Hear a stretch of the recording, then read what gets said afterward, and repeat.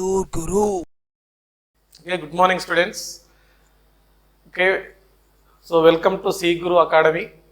So నా పేరు Yadagiri. So నేను 2010 నుండి కాంపిటేటివ్ స్పిరిట్లో కోచింగ్ చేయడం జరుగుతుంది. సో నేను సిఎస్ఐఆర్ ఫ్యాకల్టీగా కూడా పనిచేశాను. So I qualified in CSIR gate and net and set all exam also. So నేను ఈ కాంపిటేటివ్ స్పిరిట్స్లో డిఎస్సి డిఎస్సిలో మనకు కోచింగ్ ఫ్యాకల్టీగా అనుభవం ఉంది. సో అదేవిధంగా ఈ యొక్క గ్రూప్ 1 గ్రూప్ 2 సో ఈ యొక్క కాంపిటేటివ్ స్పిరిట్లో కూడా నేను 2010 నుండి ఇప్పటి వరకు కూడా నేను టీచింగ్ చేస్తున్నాను. సో ఇప్పుడు వచ్చేసి మనకు ఈ యొక్క సి గురు అకాడమీలో నేను సైన్స్ అండ్ టెక్నాలజీ మరియు ఫిజిక్స్ అండ్ కెమిస్ట్రీ ఫ్యాకల్టీగా చేయడం జరుగుతుంది. సో ఈరోజు మనము ఈ యొక్క సైన్స్ యొక్క ఇంట్రడక్షన్ చూస్తే అసలు ఫిజిక్స్ అనేది మనకు ఈ నిత్య జీవితంలో ఎలాంటి క్వశ్చన్స్ ఇస్తారు, సో ఎలా మనకు క్లాసెస్ ఎలాంటి క్వశ్చన్స్ అనేవి మనకు కనిపిస్తూ ఉన్నాయి. సో సైన్స్ వచ్చేసి in day to day life నిత్య జీవితంలో జరిగే సంఘటనలు మాత్రమే చూసుకొని ఈరోజు మనకు క్వశ్చన్ పేపర్లో ప్యాటర్న్స్ కనిపిస్తున్నాయి. కానీ రీసెంట్గా జరిగిన ఈ యొక్క కొన్ని గ్రూప్ 2 ఎగ్జామ్ కావచ్చు, అదేవిధంగా ఎస్ఐ ఎగ్జామ్ కావచ్చు. సో వాళ్ళు ఈ డే టు డే లైఫ్ కాకుండా మనకు అకాడమీలో వచ్చేటటువంటి ఎన్సీఆర్టీ బుక్స్ని ఫాలో అవుతూ సో దాంట్లో ఉండే ఇన్డెప్త్గా క్వశ్చన్స్ కూడా రావడం జరుగుతుంది. సో అయితే ఈరోజు మనము ఎలాంటి క్వశ్చన్స్ ఇస్తున్నాయి అని చెప్పడం కంటే కూడా ముందు సో మనము ఈరోజు సైన్స్లో ఎలాంటి టాపిక్స్ ఉన్నాయి, సో ఎలాంటి టాపిక్స్ని నేను డీల్ చేయబోతున్నాను, సో ఇందులో ఉండే ముఖ్య అంశాలు ఏంటిదని చూడబోతున్నాను ఫస్ట్.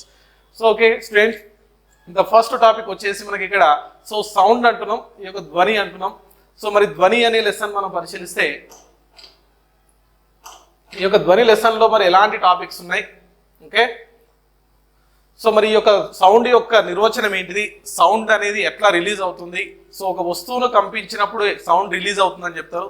సో మరి సౌండ్ యొక్క క్యారెక్టర్స్ ఏంటి, సో సౌండ్ అనేది ప్రయాణిస్తున్నప్పుడు ఎలాంటి లక్షణాలు అనేవి కనిపిస్తున్నాయి. సో అదేవిధంగా మరి ఒక సౌండ్ యొక్క నిర్వచనం అంటే మనం మామూలుగా అంటుంటాం, ఒక వస్తువును కంపించినప్పుడు సౌండ్ రిలీజ్ అవుతుంది. ది వైబ్రేషన్స్ ఆఫ్ మాలిక్యూల్స్ ఆ సౌండ్ ఈజ్ ఎవాల్వింగ్ అని పిలుస్తారు. సో మరి వస్తువును కంపించినప్పుడు మరి ఆ యొక్క సౌండ్ అనేది ఏ రకమైన చలనాలను కలిగి ఉంటుంది. సో 3 రకాల చలనాలు అంటారండి, రేఖీయ చలనం, డోలన చలనం, అదేవిధంగా కంపన చలనం అని పిలుస్తారు, linear motion, oscillatory motion and rotatory motion అని పిలుస్తారు. మరి సౌండ్ అనేది ఏ రకమైన చలనాన్ని కలిగి ఉంటుంది అంటే ఆసిలేటరీ మోషన్ అని పిలుస్తారండి. So means the vibrations of molecules అనేవి మూవ్ కావడం జరుగుతుంది లెఫ్ట్ హ్యాండ్ రైట్. సో అది ఏ విధంగా ఉంటుందో ఎక్స్ప్లెయిన్ చేయడం జరుగుతుంది. సో అదేవిధంగా మరి సౌండ్ యొక్క క్యారెక్టర్స్ ఏంటి, సో సౌండ్ అనేది వేవ్ నేచర్ని కలిగి ఉంటుందని చెప్తారండి. సో మరి సౌండ్ యొక్క వేవ్స్ అనేవి ఏ విధంగా ఉంటాయి, సౌండ్ యొక్క వేవ్ నేచర్ ఎలాంటి లక్షణాలు కలిగి ఉంటుంది, తరంగ దైర్ఘ్యం అని పిలుస్తారు, తరంగ దైర్ఘ్యాన్ని ఇట్లా లాంబ్డా అనే అక్షరంతో చూపిస్తారు, అదేవిధంగా ఫ్రీక్వెన్సీ అని చూపిస్తారు. ఓకే, సో అంతేకాకుండా మరి ఈ యొక్క కంపన పరిమితి అని పిలుస్తారు, యాంప్లిట్యూడ్ అని పిలుస్తారు. సో అదేవిధంగా మనకి ఇంకా ఈ యొక్క ధ్వని తీవ్రత, ఇంటెన్సిటీ ఆఫ్ సౌండ్ అని పిలుస్తున్నాం, ఇంటెన్సిటీ ఆఫ్ సౌండ్ ఐ అని పిలుస్తున్నాం. సో ఈ యొక్క లక్షణాలన్నీ కూడా ఈ యొక్క ధ్వని యొక్క లక్షణాల కింద చెప్పడం జరుగుతుంది. సో అవి దేనిపైన డిపెండ్ అవుతాయి, ఎలా ఉంటాయని చెప్పడం జరుగుతుంది. నెక్స్ట్ వన్ ఈ సౌండ్ యొక్క ధ్వని యొక్క పౌనపున్యం అని పిలుస్తున్నాం, ద ఫ్రీక్వెన్సీ ఆఫ్ సౌండ్ అంటున్నాం. సో ది ఫ్రీక్వెన్సీ ఆఫ్ సౌండ్ని మనం సింపుల్గా ఈరోజు హెడ్జ్ అనే యూనిట్స్తో చూపిస్తున్నాం. మరి ఈ యొక్క హెడ్జ్ అనే పేరు పెట్టడానికి గల కారణం ఏంటి అని అంటే ఈ యొక్క హెడ్జ్ అనే శాస్త్రవేత్త మొట్టమొదటిసారిగా విద్యుదయస్కాంత తరంగాలను గుర్తించడం జరిగింది, ఎలక్ట్రోమాగ్నెటిక్ వేవ్స్ని కనుక్కోవడం జరిగింది. ఆ టైంలో ఈ యొక్క సౌండ్ అనేది వేవ్ డైరెక్షన్లో మూవ్ అవుతున్నప్పుడు ఈ యొక్క వేవ్లో వచ్చే ఫ్రీక్వెన్సీ అని అంటున్నామండి, ఇంగ్లీష్లో ఫ్రీక్వెన్సీ. ఓకే, సో తెలుగులో వచ్చేసి దీన్ని పౌనపున్యం అని పిలుస్తున్నాం. ఈ యొక్క పౌనపున్యానికి ప్రమాణం హెడ్జ్ అని పిలుస్తున్నాం. ఓకే, సో ఈ యొక్క హెడ్జ్ యొక్క ఫ్రీక్వెన్సీని బేస్ చేసుకొని సో సౌండ్ని మనం క్లాసిఫై చేస్తూ ఉంటారు. ఇన్ జనరల్గా మనకు ఏ టెక్స్ట్ బుక్స్ చూసినా ఎక్కడ చూసినా ఈ యొక్క మన కామన్గా పౌనపున్యం అనే వరకు మీకు నాకు తెలిసినంత వరకు ఏంటి అంటే శ్రవ్య అవధి అని, పరశ్రవ్య అవధి అని, అతిధ్వనులు అని పిలుస్తూ ఉంటారు. సో ఈ శ్రవ్య అవధి, అదేవిధంగా పరశ్రవ్య అవధి, అతిధ్వనులనే కాకుండా ఇంకా మనం చాలా వరకు క్వశ్చన్స్ కనిపిస్తూ ఉంటాయండి. సో మీకు కామన్గా తెలిసి ఉండొచ్చు, మానవుడు శ్రవ్య అవధి అనే వరకు మనకు తెలుస్తూ ఉంటుంది ఏంటి అంటే 20 హెడ్జెస్ టు 20,000 హెడ్జెస్ అని పిలుస్తుంటామండి. 20,000 హెడ్జెస్ ఈ యొక్క ఫ్రీక్వెన్సీ ఉంటే దాన్ని మనము శ్రవ్య అవధి అని పిలుస్తూ ఉంటారు. So that it means sonic audibility sound అని పిలుస్తారండి. సో అడిబిలిటీ సౌండ్, సో దీన్ని మనం శ్రవ్య అవధి అని పిలుస్తున్నాం. కానీ మరి మానవుడు ఖచ్చితంగా ఈ యొక్క ఫ్రీక్వెన్సీని వింటున్నా అంటే వినట్లేదండి. సో క్లియర్గా వినడం కోసం ఎంత ఫ్రీక్వెన్సీ వినగలుగుతున్నా అంటే ఈరోజు ఈ యొక్క 200 హెడ్జెస్ టు 3000 హెడ్జెస్ మాత్రమే క్లియర్గా వినగలడు. సో కాబట్టి మనం ఇలాంటి బిట్స్ కూడా నేర్చుకోవాలి. సో మరి మానవుడు వినగలిగే స్పష్టమైన ధ్వని పౌనపుణ్యం ఎంత అంటే మాత్రం answer is 2000 hedges to 3000 hedges అవుతుంది. ఓకే, సో అదేవిధంగా మనకు తెలుసు మరి మానవుడు ఈ 20 హెడ్జెస్ నుండి 20,000 హెడ్జెస్ వరకు వింటున్నాడు అని చెప్తున్నాం. సో అయితే ఇక్కడ మనం ఈ యొక్క పౌనపుణ్యం ఆధారంగా 3 రకాలుగా వర్గీకరిస్తారు. అది మనం లెసన్ చెప్పినప్పుడు డిస్కస్ చేద్దాం. సో అదేవిధంగా మరి ఈ యొక్క తరంగాలు అంటారండి. సో ఆల్రెడీ ఇప్పుడు చెప్తున్నాను, తరంగాలు అనేది సో శక్తిని ఆధారంగా 2 రకాలుగా విభజిస్తారు. యాంత్రిక తరంగాలు అని పిలుస్తారు, విద్యుదయస్కాంత తరంగాలు అని పిలుస్తారు, mechanical waves and electromagnetic waves అని పిలుస్తున్నాం.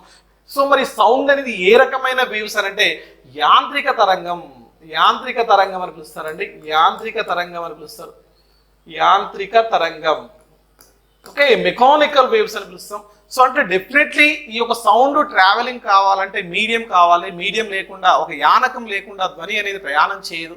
కాబట్టి మరి ఈ యొక్క యానకం ఆధారంగా మాత్రమే ధ్వని ప్రయాణం చేస్తుంది. యానకం లేకపోతే ధ్వని ప్రయాణం చేయదు. దానిపైన ఎగ్జాంపుల్స్ చంద్రుడి మీదకి వెళ్ళినప్పుడు ఏమవుతుంది, మరి అట్లా ధ్వని అనేది యానకం లేకుండా ప్రయాణం చేయదు అని వివరించిన శాస్త్రవేత్త ఎవరు, ఎట్లా దాన్ని ఎక్స్పెరిమెంట్ చేయడం జరిగింది. సో దానికోసం మనకు ఒక ఇన్స్ట్రుమెంట్ కూడా చేయడం జరుగుతుందండి. సో ఆ యొక్క ఇన్స్ట్రుమెంట్లో మనకు బెల్ జార్ ఎక్స్పెరిమెంట్ అంటారు, అంటే గంట జాడి ప్రయోగం అంటారు తెలుగులో. ఆ యొక్క బెల్ జార్ ఎక్స్పెరిమెంట్లో ఆ శాస్త్రవేత్తలు ఏం చేశారంటే గాలి లేకుండా, యానకం లేకుండా ఆ బెల్ని, ఎలక్ట్రికల్ బెల్ని ఎక్స్పెరిమెంట్ ద్వారా సెట్ చేసినప్పుడు ఏంటి అంటే సౌండ్ బయటకు రాకుండా ఉండడం గ్రహించడం జరుగుతుంది. సో దాని ద్వారా ఏంటి అంటే ధ్వని ప్రయాణం చేయడం ఖచ్చితంగా యానకం కావాలి, లేకపోతే యానకం అవసరం ఉండదు అని చెప్పడం జరిగింది. సో మరి అదేవిధంగా మరి ఇక్కడ ధ్వని అంటున్నాం, ఈ యొక్క తరంగాలు అంటున్నాం. తరంగాలలో ఇప్పుడే అంటున్నాం మనం ఏంటి అంటే విద్యుదయస్కాంత తరంగాలు అని పిలుస్తున్నాం. ఓకే, సో అదేవిధంగా యాంత్రిక తరంగాలు అని పిలుస్తున్నాను. ఈ యొక్క యాంత్రిక తరంగమే మనం ధ్వని అని పిలుస్తున్నాం. మరి ఈ యొక్క అంతేకాకుండా మరి ధ్వని అనేది ముఖ్యంగా మనకు 2 రకాలుగా ప్రయాణం చేస్తుందని చెప్తారండి. ఒకటి తిర్యక్ తరంగం అని పిలుస్తారు, ఇంకోటి ఏంటంటే అర్ధదైర్ఘ్య తరంగం అని పిలుస్తారు. సో ట్రాన్స్వర్స్ వేవ్స్ అని పిలుస్తారు, లాంగిట్యూడినల్ వేవ్స్ అంటారు. సో ఎక్కడ ఎలాంటి నేచర్ కలిగి ఉంటుందో అది కూడా నెక్స్ట్ మనం ఈ యొక్క సౌండ్ లెసన్లో మనం డిస్కస్ చేయడం జరుగుతుంది. సో అదేవిధంగా సో ధ్వని యొక్క వేగం అని పిలుస్తున్నాం.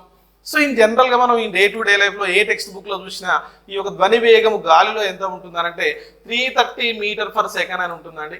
కానీ కొంచెం ఇది మీరు క్యాలిక్యులేషన్ చేంజ్ చేసుకోవాలి. ఈరోజు ఎన్సీఆర్టీ బుక్స్లో ఎక్కడ చూసినా కూడా మనకు 343.2 మీటర్ పర్ సెకండ్ అనడం జరిగిందండి. Okay, so or 1236 kilometre per hour. So ఇది మనకు గాలిలో ధ్వని వేగం యాక్చువల్ వాల్యూ. కానీ ఆల్ టెక్స్ట్ బుక్స్లో ఇప్పుడు దాదాపు మనకు మార్కెటింగ్లో ఉండే అన్ని టెక్స్ట్ బుక్లో ఈ యొక్క వాల్యూ ఇవ్వడం జరిగింది. కానీ రీసెంట్గా జరిగే కొన్ని మన బ్యాంక్ ఎగ్జామ్స్ అయితే ఏంటి, రైల్వే ఎగ్జామ్స్ అయితే ఏంటి, అలాంటప్పుడు మాత్రం ఎక్యురేట్ ఆన్సర్ మాత్రం మనకు ఈరోజు ఎన్సీఆర్టీ టెక్స్ట్ బుక్స్లో ఇవ్వడం జరిగింది. That value is 343.2 metre per second అనేది గుర్తుపెట్టుకోవాలి. సో అదేవిధంగా మరి యొక్క ధ్వని వేగం అనేది ఒక్కొక్క మీడియాలో ఒక్కొక్క రకంగా ఉంటుంది. ఓకే, సో ఘన పదార్థాలు అంటారు, ద్రవ పదార్థం అంటాం, ద్రవ పదార్థాలు అంటారు, అదేవిధంగా వాయు పదార్థాలు అంటారండి. సో మరి ఈ యొక్క మీడియం చేంజ్ అయినప్పుడు సౌండ్ యొక్క వేగం కూడా చేంజ్ అవుతుంది. So solid is greater than liquid is greater than gases. The speed of sound is more greater than the solid comparison with liquids and gas. Okay, so మరి ఈ యొక్క లిక్విడ్స్లో కామన్గా మనకు ఒక వాల్యూ కూడా గుర్తుపెట్టుకోవాలండి, 1480 మీటర్ పర్ సెకండ్ అనేది గుర్తుపెట్టుకోవాలి, కామన్గా గుర్తుపెట్టుకోవాలి. ఈ యొక్క ద్రవాలలో ధ్వని వేగం ఎంత ఉంటుందంటే 1480 మీటర్ పర్ సెకండ్ అనేది ఉంటుంది. అదేవిధంగా సాలిడ్లో చూస్తే మనకి ఎక్స్పెషల్లీ సాలిడ్ అన్న వరకే గుర్తుపెట్టుకోవాలి. స్టీల్ అంటామండి. స్టీల్ అంటే ఇది అల్లాయిస్, మిశ్రమ లోహం. మరి స్టీల్ అని దేన్ని పిలుస్తారు అని అంటాడు. ఒక్కసారి మనం చూస్తే ఇంపార్టెంట్, స్టీల్ అంటున్నాం. Okay, steel. Okay, steel.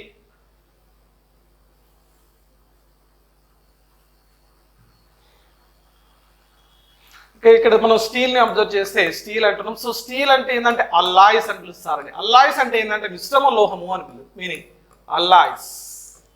Okay, so మిశ్రమ లోహం అని పిలుస్తాం. మరి స్టీల్ అనేది దేని యొక్క మిశ్రమం అంటే కూడా గుర్తుపెట్టుకోవాలి.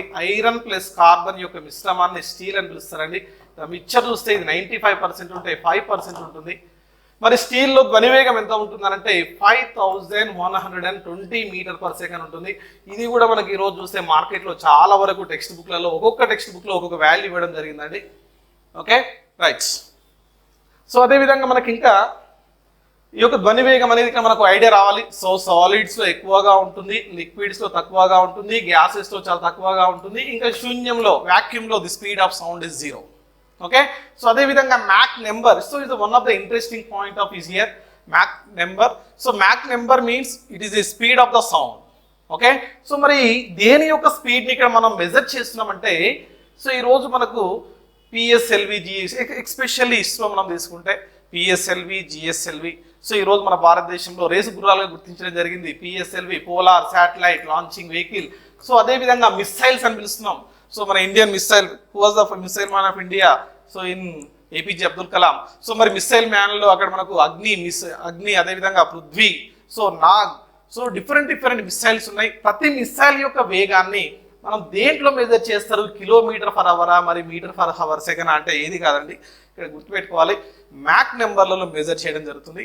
సో ఏ విధంగా మెజర్ చేస్తారు? సో గుర్తుపెట్టుకోండి సింపుల్ గా, the mach number means the one of the it's not a number, it is a one type of speeds. Okay, so in case of any one object, ఏదైనా ఒక object అనేది so sound కంటే అంటే మనకు ఏదైనా ఒక object అనేది మనకు నిత్య జీవితంలో సౌండ్ వేగం కంటే ఎక్కువ వేగంతో కనుక ప్రయాణం చేస్తే దాని యొక్క వేగాన్ని దేంట్లో మెజర్ చేస్తారంటే మ్యాక్ నెంబర్లో మెజర్ చేస్తారనేది గుర్తుపెట్టుకోవాలి.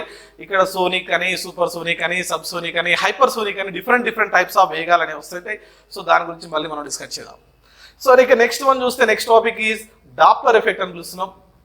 సో మరి డాప్లర్ అనే శాస్త్రవేత్త ఈ యొక్క సౌండ్లో జరిగే ఒక ఇన్సిడెంట్ని గుర్తించడం జరిగింది. రెండు వస్తువుల మధ్య ఉండే ఫ్రీక్వెన్సీ యొక్క వేరియేషన్లో చేంజెస్ వచ్చినప్పుడు, ఓకే, సో ఆ యొక్క ఫ్రీక్వెన్సీని బేస్ చేసుకొని తను సో మనకు విమానం యొక్క ఎత్తు అయితే ఏంటి, సో అదేవిధంగా రెండు కొండల యొక్క మధ్య దూరాన్ని అయితే ఏంటి, ఈ యొక్క డాప్లర్ ఎఫెక్ట్ ఆధారంగా కనుక్కోవడం జరుగుతుంది. సో ఏ విధంగా కనుక్కుంటాడనేది ఈ యొక్క థీరమే ఉంటుంది డాప్లర్ ప్రభావం. సో దాని గురించి డిస్కస్ చేయడం జరుగుతుంది. ఇక నెక్స్ట్ వన్ చూస్తే మనకు సౌండ్ పొల్యూషన్ అంటున్నాం, ధ్వని కాలుష్యం. ద మోస్ట్ ఇంపార్టెంట్ టాపిక్ ఈ యొక్క లెసన్లో, ఎందుకంటే ఇది మనకు డే టు డే లైఫ్కి రిలేటెడ్గా ఉంటుంది సౌండ్ పొల్యూషన్. మరి యొక్క ధ్వని అనేది మామూలుగా మనకు గాలి కాలుష్యం అంటే తెలుసు, అదేవిధంగా జల కాలుష్యం అంటే తెలుసు, అదేవిధంగా ఏంటి అంటే ఇక్కడ ధ్వని కాలుష్యం అనేది గుర్తుపెట్టుకోవాలి. సో మరి సౌండ్ యొక్క పొల్యూషన్ అంటున్నాం. మరి సౌండ్ యొక్క పొల్యూషన్ ఎలా డిపెండ్ అవుతుంది? సౌండ్ యొక్క పొల్యూషన్ ని ఇంటెన్సిటీ అని పిలుస్తున్నాం. ఇక్కడ సౌండ్ యొక్క ఇంటెన్సిటీ అనేది ఆంప్లిట్యూడ్ పైన డిపెండ్ అవుతుంది అని చెప్తాను. సో ఇది మొత్తం కూడా మనకు నెక్స్ట్ క్లాస్లో ఎక్స్ప్లెయిన్ చేయడం జరుగుతుంది. ఈ యొక్క సౌండ్ పొల్యూషన్ ని మరి దేంట్లో డిఫైన్ చేస్తామంటే డెసిబుల్లో డిఫైన్ చేస్తాం, డెసిబుల్స్ అంటాం. సో దీన్ని డీబీ అనే అక్షరం చూస్తాం, డీబీ. మరి డెసిబుల్స్ అనేది ఇప్పుడు మానవుడు ఎంత డెసిబుల్స్ రిసీవింగ్ చేసుకోగలుగుతున్నాడు అంటే 9 డెసిబుల్స్ టు మనకు 200 డెసిబుల్స్ వినగలడండి. ఇది గుర్తుపెట్టుకోవాలి, ఇంపార్టెంట్ బిట్. సో ప్రస్తుతం మరి ఎలాంటి చెవిటితనం లేని వ్యక్తి వినగలిగే కనీస ధ్వని కాలుష్యం ఎంత అంటే 9 డెసిబుల్స్ టు 200 డెసిబుల్స్ వరకు వినగలడండి. సో ఇది మనకు ఇప్పుడు ఈ పాయింట్ కూడా మనకి ఇంతవరకు ఏ కాంపిటేటివ్ ఎగ్జామ్ అంటే మనకు ఈ యొక్క టెక్స్ట్ బుక్లలో మనకు మార్కెట్లో దొరికే ఎలాంటి టెక్స్ట్ బుక్స్లో కూడా కనిపించదండి. సో మరి ఈ యొక్క డెసిబుల్స్ మరి కామన్గా అన్ని టెక్స్ట్ బుక్లలో మనకు కనిపించేది ఏంటంటే మానవుడు వినగలిగే ధ్వని యొక్క తీవ్రత ఎంత, ఇంటెన్సిటీ ఎంత అని అంటే ఏం రాసి ఉంటుంది అంటే 50 డెసిబుల్స్ టు 60 డెసిబుల్స్ అనే ఉంటుంది. కానీ వినగలిగే తక్కువ అవధి ఎంత అంటే గుర్తుపెట్టుకోండి 9 డెసిబుల్స్ టు ఎంతవరకు వింటుండంటే 200 డెసిబుల్స్ వరకు వింటుండండి. సో ఇందులో డిఫరెంట్గా ఉంటుంది. ఓకే, సో వాళ్ళ యొక్క ఏజెస్ని బట్టి చేంజ్ అవుతూ ఉంటుంది. సో మరి సౌండ్ రిలీజింగ్ అవుతున్నప్పుడు మరి ఈ యొక్క ధ్వని తీవ్రత అంటున్నాం. ఈ యొక్క ధ్వని తీవ్రత దేనిపైన ఆధారపడుతుంది అంటే కంపన పరిమితి పైన ఆధారపడుతుంది. మరి ధ్వని తీవ్రతను నాయిస్ మీటర్ అనే పరికరంతో కొలుస్తాం. సో మరి ఆ పరికరం ఎట్లా పనిచేస్తుంది ఏంటిది అనేది కంప్లీట్గా ఈ యొక్క లెసన్ చెప్పినప్పుడు చెప్పడం జరుగుతుంది. ఓకే, ఇది మొత్తం కూడా మనకు సౌండ్ లెసన్ యొక్క ఇంట్రడక్షన్ అండి. నెక్స్ట్ లెసన్ చూస్తే మనకి నెక్స్ట్ వన్ పెద్ద లెసన్ ఇక్కడ మనకు చాలా ఇంకా ఇంపార్టెంట్ లెసన్ ఇంకోటి ఏంటి అంటే లైట్స్. ఓకే, సో మరి light, the study of light is called as optics అని పిలుస్తాం. Okay, the photometry. సో మరి ఈ యొక్క నిర్వచనం అంటాం. సో ఎందుకు లైట్ కనిపిస్తుంది? ఈ రోజు మన నిత్య జీవితంలో ప్రతి వస్తువును చూడగలుగుతున్నాం అంటే రీజన్ ఏంటి అంటే లైట్స్. సో మరి ఈ యొక్క లైట్ యొక్క హిస్టరీ ఇప్పుడు కాదండి, క్రీస్తు పూర్వం 17వ శతాబ్దంలోనే దీని యొక్క హిస్టరీ స్టార్ట్ చేయడం జరిగింది. మొట్టమొదటిసారిగా దాని యొక్క హిస్టరీ స్టార్ట్ చేసిన శాస్త్రవేత్త న్యూటన్. మరి న్యూటన్ ప్రతిపాదించిన తర్వాత న్యూటన్ కాంతి కణ సిద్ధాంతాన్ని ప్రతిపాదన చేస్తే హైగెన్స్ తరంగ సిద్ధాంతాన్ని ప్రతిపాదన చేస్తాడు. అదేవిధంగా మ్యాక్స్వెల్ వచ్చేసి విద్యుదయస్కాంత తరంగ సిద్ధాంతం ప్రవేశపెడతాడు. అదేవిధంగా ఐన్స్టీన్ వచ్చేసి కాంతి విద్యుత్ ఫలితాన్ని ఎక్స్ప్లెయిన్ చేయడం జరుగుతుంది. ఇలా ఒక్కొక్కరు కాంతిని గురించి ఎక్స్ప్లెయిన్ చేయడం జరుగుతుంది. ఆ యొక్క థీరమ్స్ ఏంటి, ఆ థీరంలో ఉండే ముఖ్య అంశాలు ఏంటి అని చెప్పడం జరుగుతుంది. నెక్స్ట్ వన్, మరి ఇక్కడ కాంతి ప్రయాణం చేస్తున్నప్పుడు ఎలాంటి యానకాలు ఉంటాయి? అక్కడ మనం సాంద్రత యానకం అంటాం, ఓకే, డెన్సర్ మీడియం అంటాం, అదేవిధంగా విరళయానకం అంటాం, రేరర్ మీడియం అంటాం. ఆ మీడియాలకు డిఫరెన్స్ ఏంది, ఏ మీడియం నుంచి ఒక మీడియం నుంచి ఇంకో మీడియానికి లైట్ మూవ్ అయినప్పుడు ఎలాంటి చేంజెస్ కనిపిస్తాయి అనే ధర్మం ఆధారంగా కాంతి యొక్క ప్రాపర్టీస్ని ఎక్స్ప్లెయిన్ చేయడం జరుగుతుంది. మరి యొక్క లైట్ యొక్క ప్రాపర్టీస్ని అబ్జర్వ్ చేస్తే చాలా ప్రాపర్టీస్ ఉంటాయండి. ఇది ఒక పెద్ద టాపిక్. మనం చూస్తే కాంతి యొక్క పరావర్తనం అని పిలుస్తారు, పరావర్తనం. సో ఎలాంటి లైట్ ఏ విధంగా పరావర్తనం జరుగుతుంది, ఏ విధంగా రుజుమార్గంలో ప్రయాణం చేస్తుంది, రుజుమార్గంలో ప్రయాణం చేస్తుంది అని చెప్తారు. Okay, rectilinear propagation of light, the reflection of lights. So అదేవిధంగా కాంతి వక్రీభవనం జరుగుతుంది అని పిలుస్తారండి, వక్రీభవనం, రిఫ్రాక్షన్ ఆఫ్ లైట్స్. ఓకే, అదేవిధంగా మనకు టోటల్ ఇంటర్నల్ రిఫ్లెక్షన్, సంపూర్ణాంతర పరావర్తనం, TIR, total internal reflection.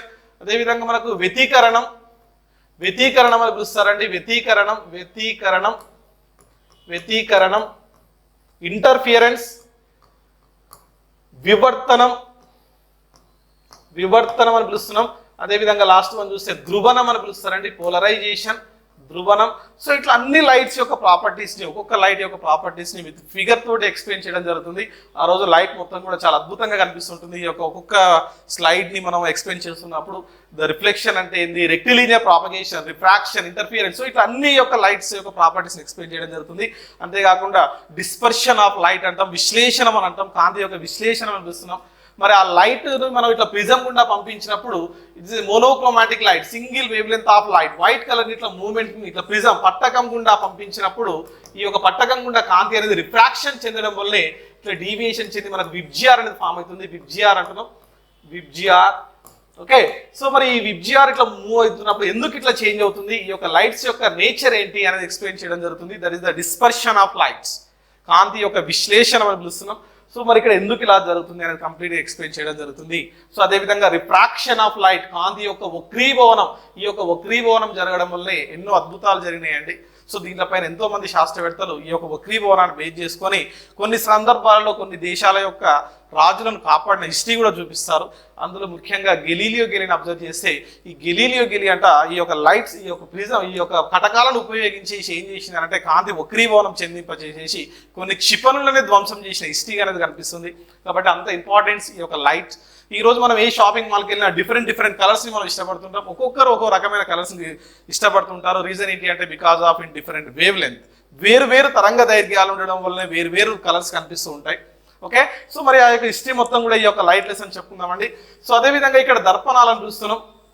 So సమతల దర్పణాలను పిలుస్తారు, ప్లేన్ మిర్రర్స్ అని పిలుస్తారు, కాన్కేవ్ లెన్స్, కాన్వెక్స్ లెన్స్ అని పిలుస్తారు, పుటాకార దర్పణాలను పిలుస్తాం, కుంభాకార దర్పణాలను పిలుస్తాం. అదేవిధంగా మరి ఈ యొక్క దర్పణాలను ఎక్కడెక్కడ ఉపయోగిస్తాం in day to day life. For example వెహికల్కి హెడ్ లైట్గా ఏది ఉపయోగిస్తారు, మోటార్ వాహనాలకు సైడ్ లైట్గా దేన్ని ఉపయోగిస్తారు, దేన్ని పాజిటివ్ మిర్రర్ అని పిలుస్తారు, దేన్ని నెగిటివ్ మిర్రర్ అని పిలుస్తారు, ఎలాంటి నేచర్ని కల్పిస్తుంది ఈ యొక్క మిర్రర్స్. ఈరోజు మనం ముఖం దగ్గర మనం ఫేస్ చూసుకోవడం కోసం మిర్రర్ని ఉపయోగిస్తాం. సో మన యొక్క ఫేస్ పెద్దదిగా కనిపించాలంటే ఏ మిర్రర్ని ఉపయోగిస్తాం. ఫర్ ఎగ్జాంపుల్ ఒక గోల్డ్ షాప్ కాడికి వెళ్ళాం, ఒక డెంటిస్ట్ దగ్గరికి వెళ్ళాం. సో డెంటిస్ట్ కూడా ఏం చేస్తాడంటే పళ్ళని చెక్ చేయడం కోసం స్పెషల్గా ఒక మిర్రర్ని ఉపయోగిస్తాడు. Okay, so that is in concave mirror. So అదేవిధంగా కాన్వెక్స్ మిర్రర్స్ ఉపయోగిస్తుంటాం కొన్ని సందర్భాలలో. ఎలాంటి మిర్రర్స్ ఉపయోగిస్తాం అనేది మనకి ఇక్కడ కాంతి లెసన్ డిస్కస్ చేయడం జరుగుతుంది. అదేవిధంగా లెన్సెస్ అంటున్నామండి, కటకాలు. సో ఇక్కడ మనకు నాభ్యాంతరం అనేది ఉంటుంది. సో అదేవిధంగా ఆ యొక్క లెన్స్ యొక్క పవర్ ఎంత ఉంటుంది, ఇందులో పాజిటివ్ లెన్స్ ఏంది, నెగిటివ్ లెన్స్ ఏంది, ధనాత్మక కటకం ఏంది, రుణాత్మక కటకం ఏంది. ఈరోజు తాజ్ మహల్ని చూస్తున్నాం, ఎలాంటి దర్పణాలను ఉపయోగిస్తున్నాం అని చెప్తున్నాం. అదేవిధంగా కంటి యొక్క అద్దాలలో ఈ యొక్క ఎలాంటి మిర్రర్స్ ఉపయోగిస్తున్నాం. మరి ఈ యొక్క కటకాలను ఉపయోగించి, ఈ యొక్క లెన్సెస్ను ఉపయోగించి మన ఈ డే టు డే లైఫ్లో జరిగేటటువంటి కొంతమందికి ఈ యొక్క ప్రోటీన్స్ లోపం కావచ్చు, జెనెటికల్ ప్రాబ్లమ్స్ కావచ్చు, దృష్టి లోపాలు అనేవి ఏర్పడుతుంటాయి. మరి దృష్టి లోపాలు మయోపియా అని పిలుస్తారు, హైపర్ మెట్రోపియా అని పిలుస్తారు, ప్రిస్బయోపియా అని పిలుస్తారు. సో మరి ఇలాంటి దృష్టి లోపాలను హస్వ దృష్టి, దూరదృష్టి, చతుర్వము అని పిలుస్తారండి. అలాంటి దృష్టి లోపాలను తొలగించడం కోసం ఎలాంటి లెన్సెస్ను ఉపయోగిస్తున్నాం. మరి ఈ యొక్క లెన్సెస్ను ఉపయోగించేసి ఎలా మనం వాటిని దృష్టి లోపాలను తొలగించడం జరుగుతుంది అనేది ఈ యొక్క లైట్ లెసన్లో చదవడం జరుగుతుంది. అంతేకాకుండా ఈ యొక్క దర్పణాలు మరియు కటకాలలో ఒక వస్తువును ప్రతిబింబానికి కొంత దూరంలో ఉంచినప్పుడు ఎక్కడ దాని యొక్క నేచర్ ఏంటిది, దాన్నే మ్యాగ్నిఫికేషన్ అని పిలుస్తారు. ఆ యొక్క మ్యాగ్నిఫికేషన్ యొక్క అంశాలను కూడా చదవడం జరుగుతుంది. That is in lights. ఇంకా థర్డ్ లెసన్ చూస్తే మనకు మ్యాగ్నెటిజం అని పిలుస్తున్నాం. మరి ఈ యొక్క అయస్కాంతం అంటున్నాం. అయస్కాంతాన్ని గ్రీక్ దేశస్తులు ఎథెన్సియా అంటే ఎక్స్పెషలీ మాగ్నీషియా అనే పట్టణంలో మొట్టమొదటిసారిగా ఒక మేకల కాపరి, పశువుల కాపరి అయస్కాంతాన్ని గుర్తించడం జరిగింది. ఈ రోజు అయస్కాంతం లేకపోతే ప్రపంచమే లేదని చెప్తున్నాం. ఈ రోజు మాట్లాడుతున్నాం అంటే ఒక స్పీకర్లో కూడా ఏముంటుందంటే మ్యాగ్నెటిజం ఉంటుంది, మ్యాగ్నెట్ అనేది ఉంటుంది. ఒక ఫోన్లో ఏముంటుందంటే మ్యాగ్నెట్ ఉంటుంది. మరి ఒక సౌండ్ని ఈ రోజు మనకు ఈ రికార్డ్ చేయడం కోసం మ్యాగ్నెట్ ఉపయోగిస్తారు. మరి సౌండ్ని మొట్టమొదటిసారిగా ఈ యొక్క ధ్వని పైన రికార్డ్ చేసినటువంటి ధ్వనిని ఈ యొక్క అయస్కాంతం పైన రికార్డ్ చేసినటువంటి శాస్త్రవేత్త పేరు ఏం పేరు అంటే మీకు గుర్తుకుండాలి, థామస్ ఆల్వా ఎడిసన్. ఈ యొక్క థామస్ ఆల్వా ఎడిసన్ అనే శాస్త్రవేత్త ఎలక్ట్రిక్ బల్బును ఒకటే అనుకున్నాడని అందరు గుర్తుకుంటుంది. కానీ అంతేకాకుండా మొట్టమొదటిసారిగా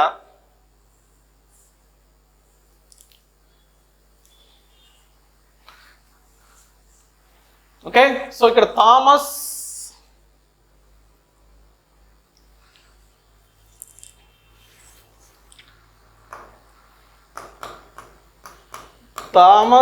ఆల్వా ఎడిసన్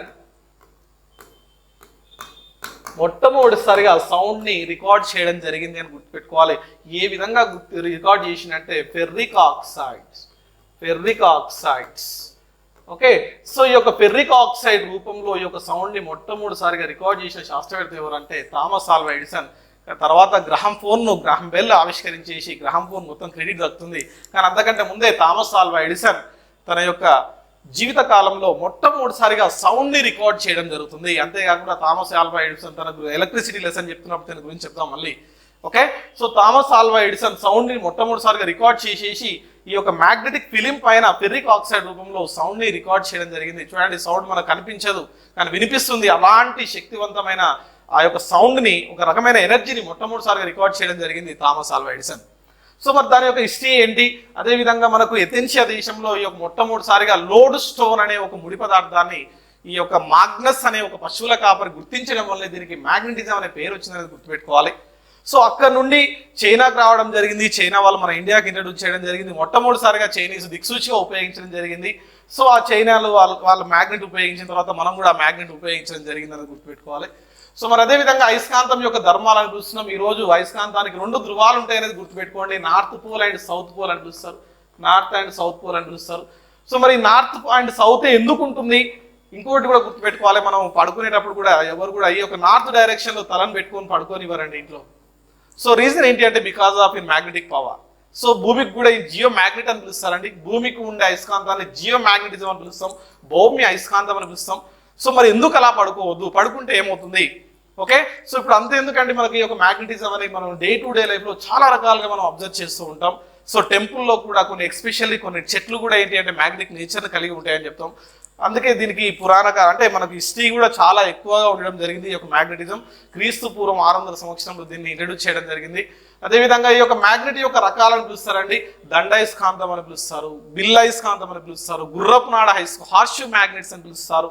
సో మరి హార్ష్ మ్యాగ్నెట్ అనేది చాలా శక్తివంతమైన అయస్కాంతం, గుర్తుపెట్టుకోండి. హార్ష్ మ్యాగ్నెట్ చాలా శక్తివంతమైన అయస్కాంతం, గుర్రపు నాడ అయస్కాంతం అని పిలుస్తారు. మరి గుర్రపు నాడ అయస్కాంతాన్ని ఈరోజు ట్రాన్స్ఫార్మర్లో ఉపయోగిస్తున్నారు.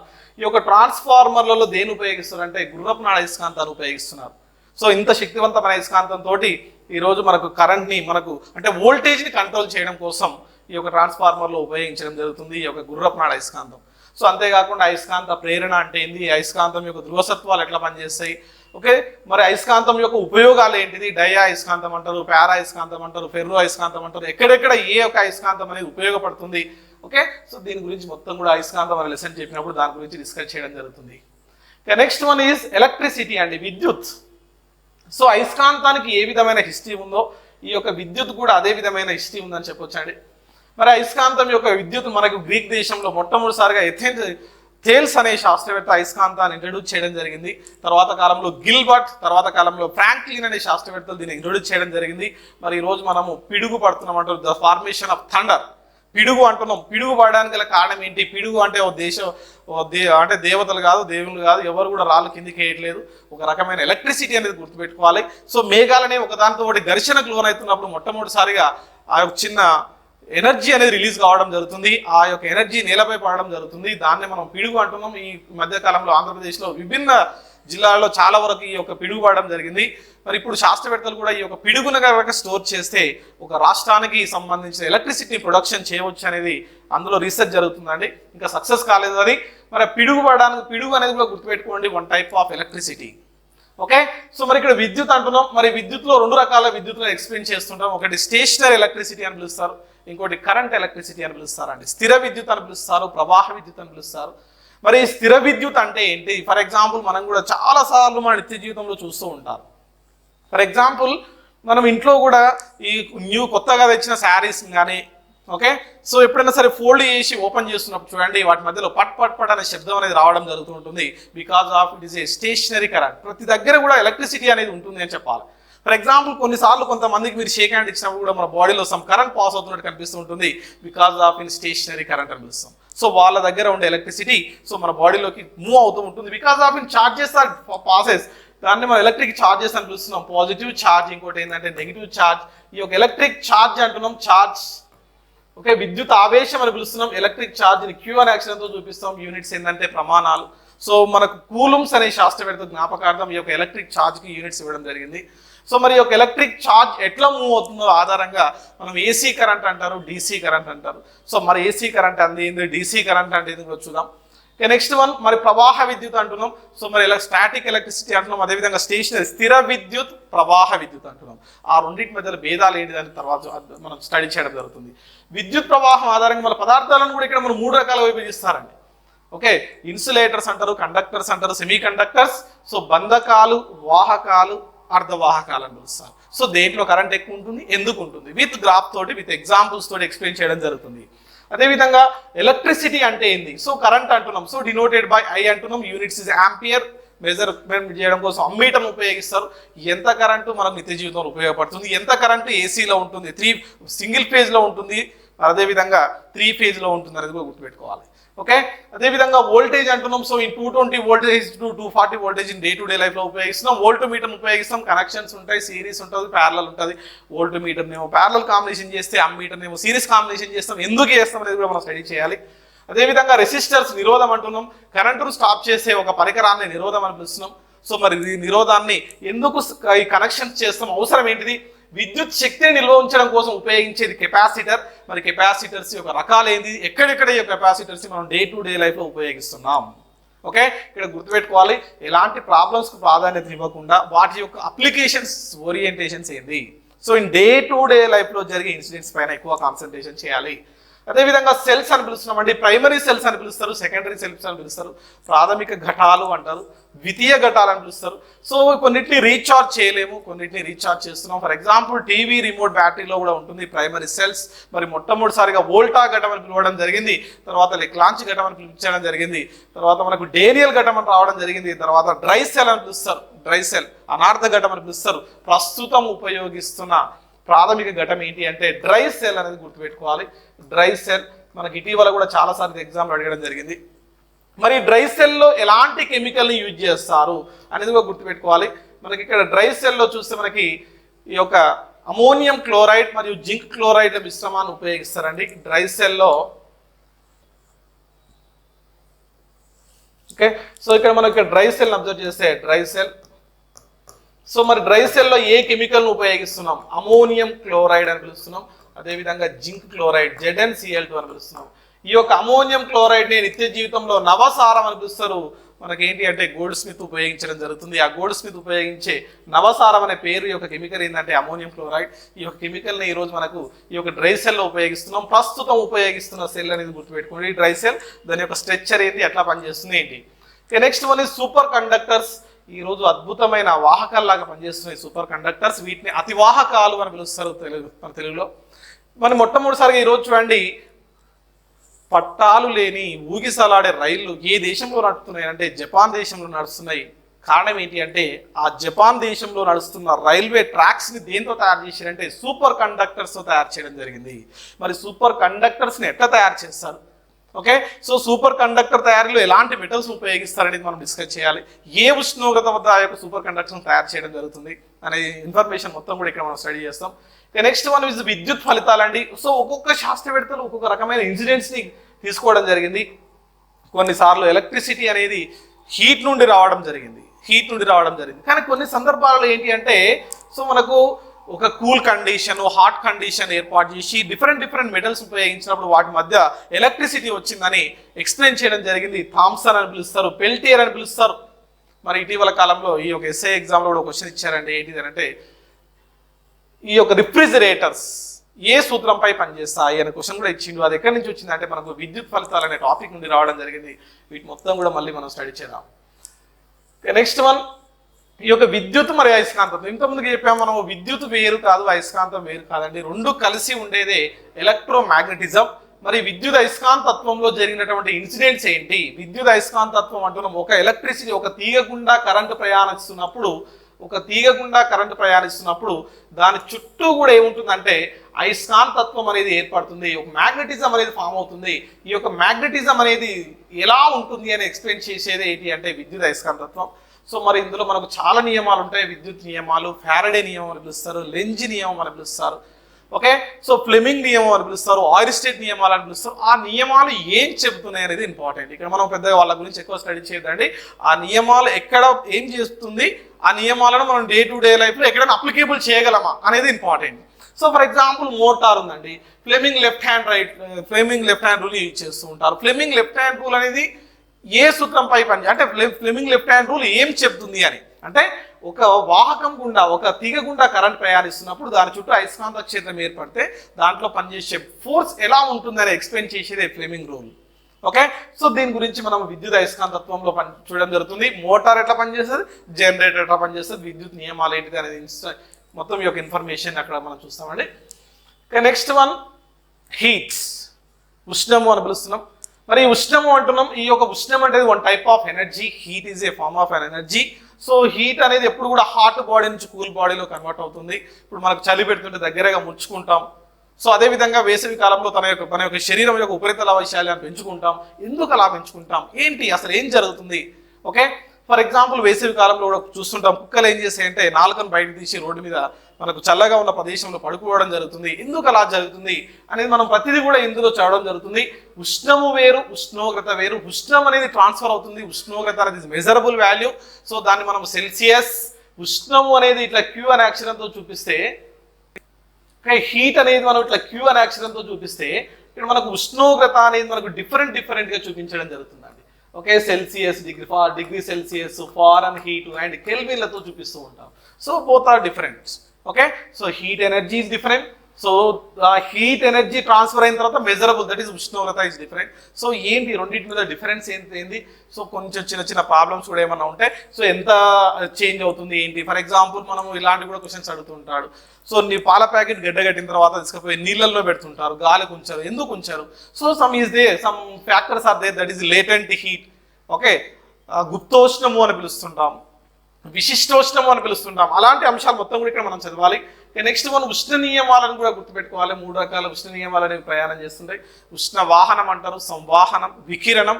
సో మూడిటి మధ్యలో ఉండే డిఫరెన్సెస్ ఏంది, ఈ మూడిటి యొక్క నియమాల మధ్య ఉండే డిఫరెన్సెస్ ఏంది? సో మెయిన్ కాన్సెప్ట్ మనం బేస్ చేసుకొని డే టు డే లైఫ్లో ఫర్ ఎగ్జాంపుల్ కూలింగ్ దగ్గరికి వెళ్ళినాం, కొంతవరకు హీట్ అనిపిస్తూ ఉంటుంది.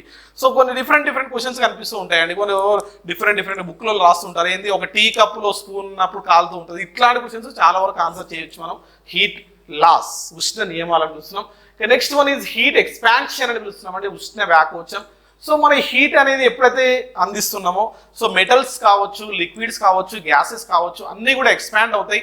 మరి ఏవి ఎక్కువ ఎక్స్పాండ్ అవుతాయి అంటే ఈ యొక్క వాయువులు ఎక్కువ ఎక్స్పాండ్ అవుతాయి, లిక్విడ్స్ తక్కువ అవుతాయి, సాలిడ్స్ అనేవి ఇంకా తక్కువ అవుతాయి.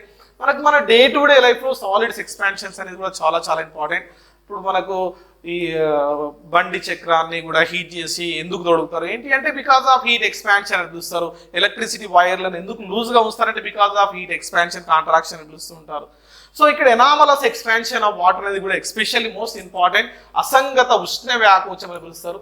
అసంగత ఉష్ణ వ్యాకోచం అని పిలుస్తున్నాం, ఉష్ణ వ్యాకోచం. Okay, anomalous expansion of water. So దీన్ని మనం ఎస్పెషల్లీ 4 డిగ్రీ సెల్సియస్కి వచ్చినప్పుడు దీనిపైన స్పెషల్గా మనకు ప్రాబ్లమ్స్ కూడా చెప్తానండి. సో మరి ఈ యొక్క వాల్యూమ్ ఘనపరిమాణం ఎలా చేంజ్ అవుతుంది, అదేవిధంగా డెన్సిటీ సాంద్రత ఎట్లా చేంజ్ అవుతుంది, ఎందుకు వాటర్ అంటే మనకు నీరు గడ్డగట్టినప్పుడు అడుగు భాగంలో నీరు కనిపిస్తుంది, పైన ఐస్ ఉంటుంది, బికాస్ ఆఫ్ ఎనామరస్ ఎక్స్పాన్షన్. సో దీని గురించి మనం స్పెషల్గా డిస్కస్ చేస్తాం. నెక్స్ట్ వన్ ఇస్ కండెన్సేషన్ అని పిలుస్తున్నాం, సాంద్రీకరణం అని పిలుస్తున్నాం, కండెన్సేషన్. సో దీని క్వైట్ ఆపోజిట్ ఏంటి అంటే బాష్పీభవనం, ఎవాపరేషన్ అని పిలుస్తూ ఉంటాం. Okay, so condensation and evaporation, సాంద్రీకరణము అని అంటాం. సో మరి సాంద్రీకరణము ఫర్ ఎగ్జాంపుల్ మనం స్నానం చేసేసి స్నానం గదిలో నుండి హాల్లోకి వచ్చిన తర్వాత మన శరీరం చాలా వెచ్చగా అనిపిస్తూ ఉంటుంది. కారణం ఏంటి అంటే బికాజ్ ఆఫ్ కండెన్సేషన్. మనం ప్రతిరోజు చూస్తూ ఉంటాం, స్నానం గదిలో నుండి హాల్లోకి వచ్చిన తర్వాత మనకు వెచ్చగా అనిపిస్తూ ఉంటుంది because of condensation. Okay, so మరి కండెన్సేషన్ని మనం డే టు డే లైఫ్లో చాలా సందర్భాల్లో చూస్తూ ఉంటాం. ఈ కండెన్సేషన్ ఎక్కడ అబ్జర్వ్ చేయవచ్చు, వాటి యొక్క అప్లికేషన్స్ అనేవి మనకు డే టు డే లైఫ్లో చాలా important. Next one is evaporation అని పిలుస్తున్నాం. So it is a cooling process. Evaporation అనేది ఒక శీతలీకరణ ప్రక్రియ అని పిలుస్తారండి, కూలింగ్ ప్రాసెస్. ఓకే, మరి ఇక్కడ ఈ యొక్క బాష్పీభవనాన్ని మనం ఎక్కడ అబ్జర్వ్ చేయొచ్చు. ఫర్ ఎగ్జాంపుల్ రన్నింగ్ రేస్లో ఉన్న వ్యక్తి ఒక 5 km ఒక 100 meters 200 meters కొట్టిన తర్వాత తనకు చెమటలు వచ్చేసినప్పుడు తనకు కనిపిస్తున్నప్పుడు తన యొక్క శరీరం యొక్క ఉపరితలాన్ని టచ్ చేసి చూడండి, చాలా కూల్గా ఉంటుంది. ఎందుకు అలా కూల్గా ఉంటుంది? బికాస్ ఆఫ్ ఇన్ ఎవాపరేషన్, బాష్పీభవనం అంటున్నాం. మరి బాష్పీభవనం దేనిపైన ఆధారపడుతుంది? ఉపరితల వైశాల్యం అని పిలుస్తాము, ప్రెషర్ అని పిలుస్తాము, టెంపరేచర్ అని పిలుస్తాము. ఈ యొక్క ఫ్యాక్టర్స్ని కంప్లీట్గా ఎక్స్ప్లెయిన్ చేయడం జరుగుతుంది. Area of surface, pressure and temperature. Next one is the last one is freezing అని పిలుస్తున్నాం, ఘనీభవనం. సో మనం ఘనీభవనం అంటే గడ్డగట్టడం. ఓకే, సో లిక్విడ్ స్టేట్లో ఉండేది సాలిడ్ స్టేట్లోకి కన్వర్ట్ అవుతున్నప్పుడు జరిగే పరిణామాలు ఏంటి, ఎలాంటి ఇన్సిడెంట్స్ కనిపిస్తూ ఉంటాయి అనేది కంప్లీట్గా ఈ యొక్క హీట్ లెసన్లో మనం స్టడీ చేస్తాం. ఇంకా ఏదైనా చిన్న అంశం కనుక ఏమైనా మిస్సింగ్ అయితే దాన్ని ఆ హీట్ లెసన్ చెప్తున్నప్పుడు దానికి యాడ్ చేసి చెప్పడం జరుగుతుంది విత్ ప్రాబ్లమ్స్ కానీ ఏదైనా కూడా. నెక్స్ట్ వన్ ప్రవాహీలు అంటున్నాం, ఫ్లూయిడ్స్. సో మూవబుల్ ఏంటి? సో మనకు ఫ్లూయిడ్స్ అనేది ఇక్కడ మన టాపిక్ చూస్తే సో ప్రవాహీలు అని అంటున్నాం. ఈ యొక్క ప్రవాహీలలో ముఖ్యంగా మనకు ఈ యొక్క liquids and gases. So liquids and గ్యాసెస్ని కలిపి ఏమంటాం అంటే మనము ప్రవాహీలు, ఫ్లూయిడ్స్ అంటాం. సో మరి ఇంతకుముందుకి ఏంటి, సాలిడ్స్కి ఒక పర్టికులర్ షేప్ ఉంటుంది, పర్టికులర్ స్థితి అంటే అన్నీ కూడా స్టేటస్ అనేవి కనిపిస్తూ ఉంటాయి. బట్ లిక్విడ్స్కి గ్యాసెస్కి స్పెషల్ క్యారెక్టర్స్ అనేవి ఉండడం జరుగుతుంది. అందులో వాటి యొక్క ప్రవాహి యొక్క నిర్వచనాలు, ఎలాంటి నిర్వచనాలు అంటే వేటిని ప్రవాహీలు అని పిలుస్తారు. ప్రవాహీలు ఎలాంటి ధర్మాలను కలిగి ఉంటాయి. సో వీటిని కొహెసివ్ ఫోర్స్ అని పిలుస్తారు, అడేసివ్ ఫోర్స్ అని పిలుస్తారు, సంసంజన బలాలు, అసంసంజన బలాలు అని పిలుస్తారు. ఓకే,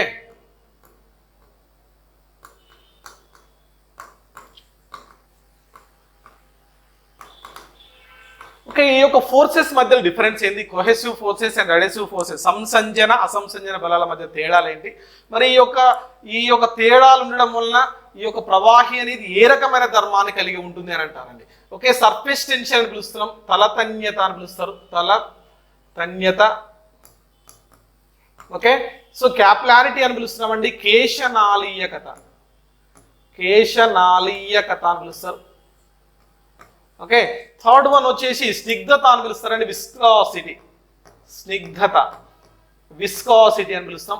ఫోర్త్ వన్ వచ్చేసి ప్రెషర్, పీడనం అని పిలుస్తామండి, ప్రెషర్.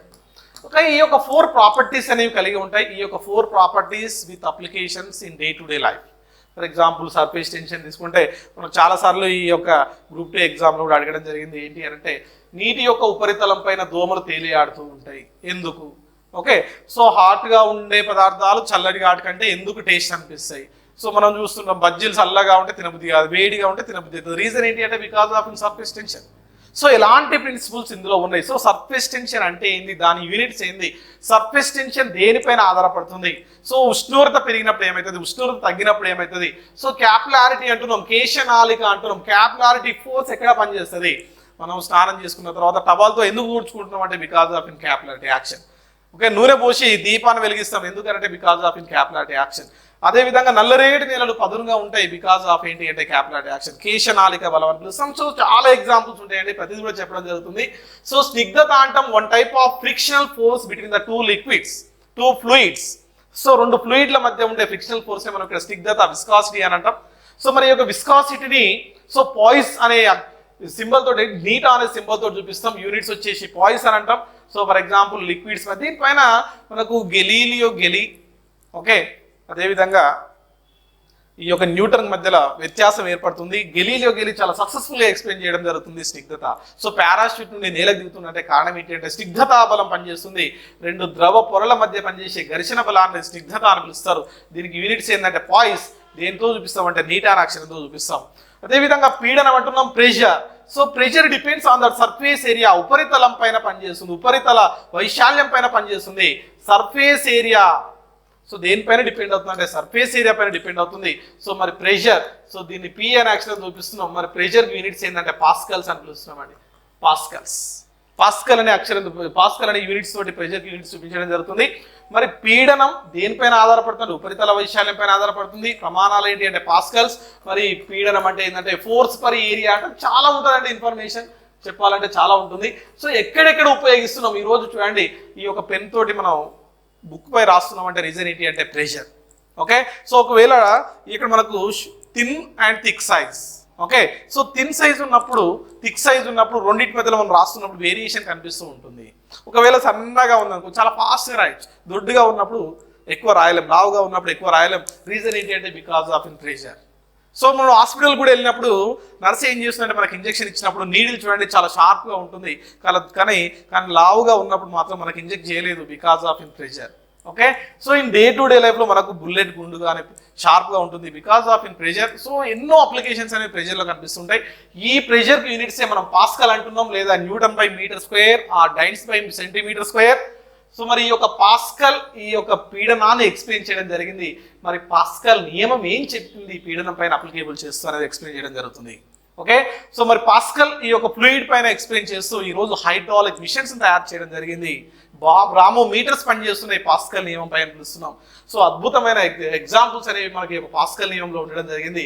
సో మరి ఈ యొక్క ఆర్కిమిడీస్ అనే శాస్త్రవేత్త, ఆర్కిమిడీస్ అని గుర్తుపెట్టుకుంటారు అందరూ, నడి వీధిలో నగ్నంగా పరిగెత్తుతూ రాజుగారికి బంగారు కిరీటంలో మలినాలు ఉన్నట్లు గుర్తించినటువంటి శాస్త్రవేత్త ఎవరంటే ఆర్కిమిడీస్ అని చెప్తారు. మరి వాళ్ళ మిస్సెస్ ఆ కుళాయిలో నీళ్లు పోసినప్పుడు తను కుళాయిలో దిగడం జరిగింది, అనుకోకుండా నీళ్ళన్నీ కూడా బయట పడుతుంటాయి.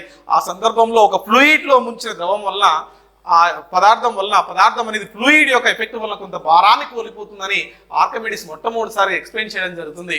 దాన్ని మనం ఆర్కిమిడీస్ నియమం అని పిలుస్తాం. దాని ఎగ్జాంపుల్స్ అప్లికేషన్స్ చాలా ఉంటాయి. నెక్స్ట్ వన్ చూడండి, ఈరోజు విమానం ఎగురుతుందంటే ఏ ప్రిన్సిపల్ పై పనిచేస్తుందంటే బెర్నౌలీ నియమం అని పిలుస్తారు. న్యూటన్ నియమం కాదండి. న్యూటన్ మొదటి నియమం, రెండో నియమం, మూడో నియమం కాదు.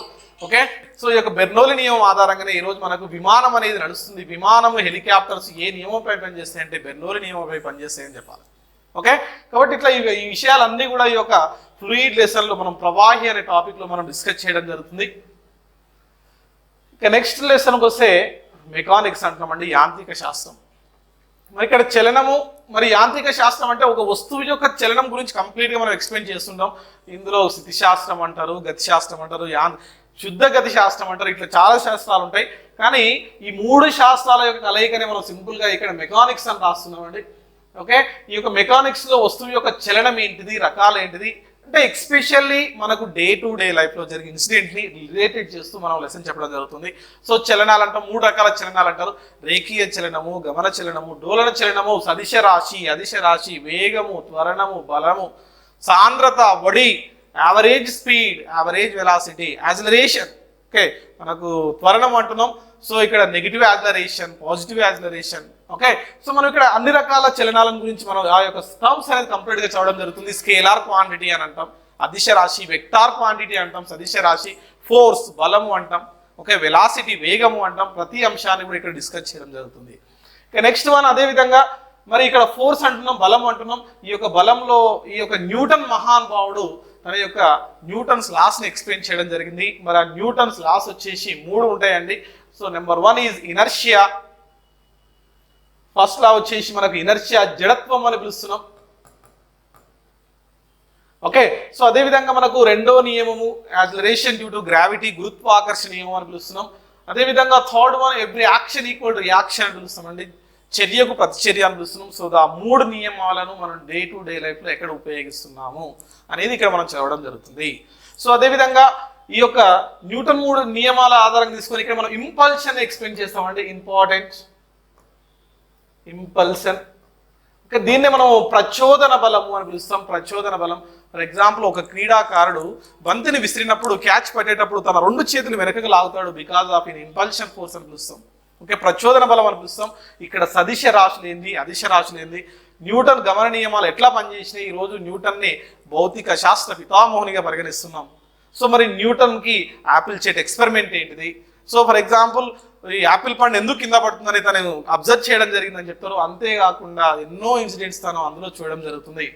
ఓకే, నెక్స్ట్ వన్ చూస్తే ఇంకోటి ఏంటి అంటే వర్క్, ఎనర్జీ అండ్ పవర్ అని పిలుస్తున్నాం. పని, శక్తి మరియు సామర్థ్యం అని పిలుస్తున్నాం. మరి పని అంటే ఏంటి, పని ఎప్పుడు జరుగుతుంది? సో మనం డే టు డే లైఫ్లో మనం నిలబడి ఇట్లా కూర్చొని నిలబడి లెసన్ చెప్తున్నట్టే పని చేసినట్టు కాదు ఫిజిక్స్ ప్రకారం. కానీ మరి పని అంటే ఏంటి? సో పని చేయడం కోసం ఎలాంటి పని అనేది పని జరగాలంటే ఎలాంటి ఇన్సిడెంట్ జరగాలి, ఎట్లాంటి డిస్ప్లేస్మెంట్ జరగాలి అనేది చూస్తున్నామండి. అదేవిధంగా సో జరిగిన పని అనేది శక్తి రూపంలో నిల్వ ఉంటుందని చెప్తాం, ఎనర్జీ రూపంలో నిల్వ ఉంటుంది. మరి ఇక్కడ శక్తులు అనేవి స్థితిశక్తి అని పిలుస్తారు, గతిశక్తి అని పిలుస్తారు, potential energy and kinetic energy అని పిలుస్తున్నాం. మరి అదేవిధంగా ఈ kinetic energy plus potential energy కలిస్తేనే మెకానికల్ ఎనర్జీ అని పిలుస్తారండి, యాంత్రిక శక్తి అని పిలుస్తారు. మరి యాంత్రిక శక్తి అంటే ఏంటి, స్థితిశక్తి అంటే ఏంటి, గతిశక్తి అంటే ఏంటి, ఎక్కడ వీటిని మనం చూడగలుగుతున్నాం? సో ఫర్ ఎగ్జాంపుల్ రిజర్వాయర్లో నీరు ఉందని చెప్తారు, ఏదో స్ప్రింగ్ను నొక్కి ఉంచినప్పుడు అని పిలుస్తారు. సో ఇట్లా డిఫరెంట్ ఎనర్జీస్ అనేవి మనకు కనిపిస్తూ ఉంటాయి. ఈ మూడు రకాల ఎనర్జీలు గుర్తుపెట్టుకోవాలి: స్థితిశక్తి, పొటెన్షియల్ ఎనర్జీ, గతిశక్తి, కైనటిక్ ఎనర్జీ అండ్ యాంత్రిక శక్తి అండి, మెకానికల్ ఎనర్జీ అని పిలుస్తున్నాం. వీటి యొక్క అప్లికేషన్స్ అనేది చెప్పడం జరుగుతుంది విత్ ఫార్ములాస్ తోటి. నెక్స్ట్ వన్ ఇస్ పవర్, సామర్థ్యం అని పిలుస్తున్నాం. So power means work by time అని పిలుస్తారండి. Power means work by time. So పని చేసే సామర్థ్యం అంటే పని చేయడం పట్టే కాలాన్ని సామర్థ్యం అని పిలుస్తున్నాం. సో సామర్థ్యం అనేది మీకు అర్థమెటిక్ రీజనింగ్ లో కూడా వస్తుంది. మళ్ళీ టైంకు రెసిప్రోకల్ గా ఇన్వర్స్లీ ప్రపోర్షనల్ గా ఉంటుంది. సో టైం తక్కువైతే పవర్ ఎక్కువ ఉంటుంది. అది దీనిపైన మరి యూనిట్స్ ఏంది, వాట్స్ అని పిలుస్తున్నాం. వాట్స్ అనేది జేమ్స్ వాట్, ఈ యొక్క జేమ్స్ వాట్ స్టీమ్ ఇంజిన్ అనుకున్నందుకు గాను అతని జ్ఞాపకార్థం వాట్స్ అని ఇవ్వడం జరిగింది. మరి ఈ యొక్క విద్యుత్ సామర్థ్యం పైన, అదేవిధంగా ఇక్కడ సామర్థ్యం పైన రిలేషన్ చేస్తూ దీన్ని కంపారిజన్ చేసి చెప్పడం జరుగుతుంది. నెక్స్ట్ వన్ ఈజ్ గురుత్వ కేంద్రం అని పిలుస్తామండి. Okay, centre of gravity. ఒక వస్తువు ఎప్పుడు స్థిరత్వాన్ని పొందుతుంది? ఫర్ ఎగ్జాంపుల్ ఈరోజు బ్రిడ్జెస్ కన్స్ట్రక్షన్ చేస్తున్నారు, ఎందుకు పిల్లర్లు పెద్దదిగా వేసి పై భాగంలో కొంత మాత్రమే ద్రవ్యరాశిని సెట్ చేస్తారు? ఒక రింగును కానీ తీసుకున్నాం, ఎక్కడ ద్రవ్యరాశి, గురుత్వ కేంద్రం అనేది ఉంటుంది. ఒక పుస్తకం ఎప్పుడు స్టెబిలిటీగా ఉండగలదు, ఒక పెన్ను ఎప్పుడు స్టెబిలిటీగా ఉండగలదు, ఒక బాల్ ఎప్పుడు స్టెబిలిటీగా ఉండగలదు.